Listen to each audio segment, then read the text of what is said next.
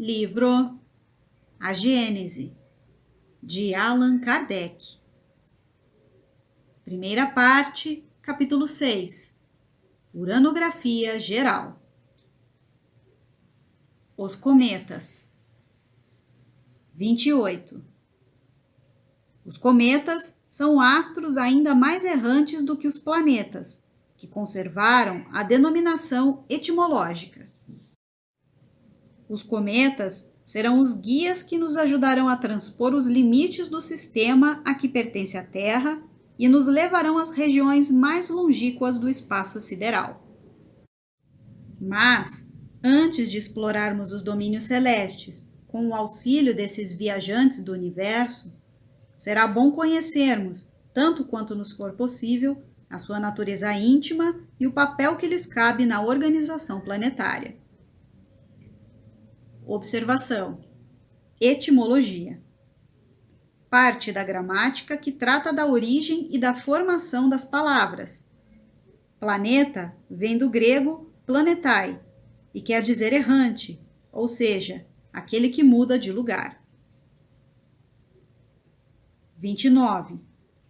Alguns imaginam que nesses astros, dotados de cabeleira, nuvem luminosa de gás e poeira, pode estar o nascimento de novos mundos. Acham que esses mundos desenvolvem, na desordem primitiva em que se encontram os seus elementos, as condições necessárias para que haja vida e existência, e, a partir de então, eles passariam a fazer parte do conjunto dos mundos habitados.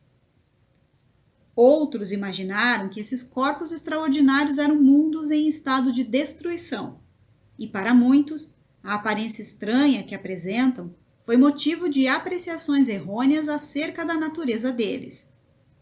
Assim, até mesmo a astrologia judiciária os considerou como sendo anunciadores de desgraça, enviados à Terra pela vontade de Deus, fazendo com que seus habitantes ficassem espantados e aterrorizados.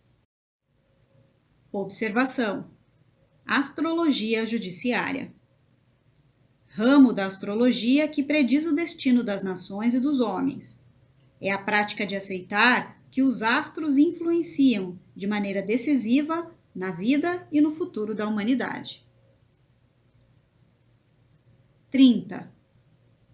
A lei da diversidade se aplica em tão larga escala nos trabalhos da natureza que não compreendemos como os naturalistas, os astrônomos e os filósofos conseguiram criar tantos sistemas para que os cometas se tornassem semelhantes aos astros planetários. Se eles apenas veem nos cometas astros que se encontram num grau mais ou menos adiantado de desenvolvimento ou de degeneração. Entretanto, os quadros da natureza deveriam ser amplamente suficientes para afastar o observador da preocupação de investigar relações que não existem e deixar aos cometas o modesto papel, porém útil, de astros errantes que servem de guarda avançada aos astros solares. Os corpos celestes dos quais estamos tratando, os cometas, são muito diferentes dos corpos planetários. Eles não têm como destino servir de habitação para as humanidades, como têm os planetas. Viajam de um sol para o outro, onde às vezes se enriquecem durante o trajeto de fragmentos planetários reduzidos ao estado de vapor. Os cometas buscam nesses sóis os princípios revigorantes e renovadores que derramam sobre os mundos habitados. 31.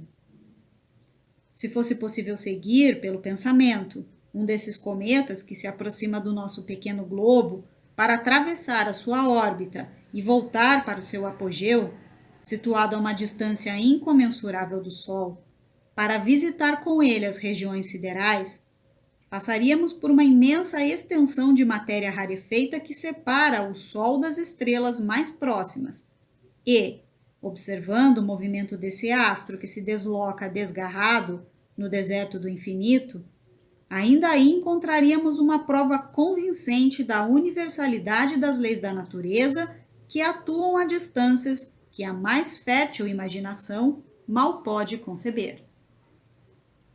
Nessa distância, a forma elíptica se transforma na forma parabólica e a marcha se torna tão lenta que o cometa não chega a percorrer mais do que alguns metros, no mesmo tempo durante o qual, em seu perigeu, ele percorria muitos milhares de léguas.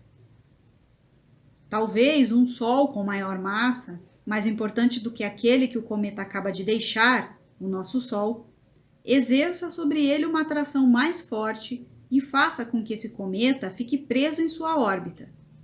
Então, os homens que vivem na sua pequena Terra aguardarão em vão o retorno do cometa que haviam previsto, tão somente por se basearem em informações incompletas.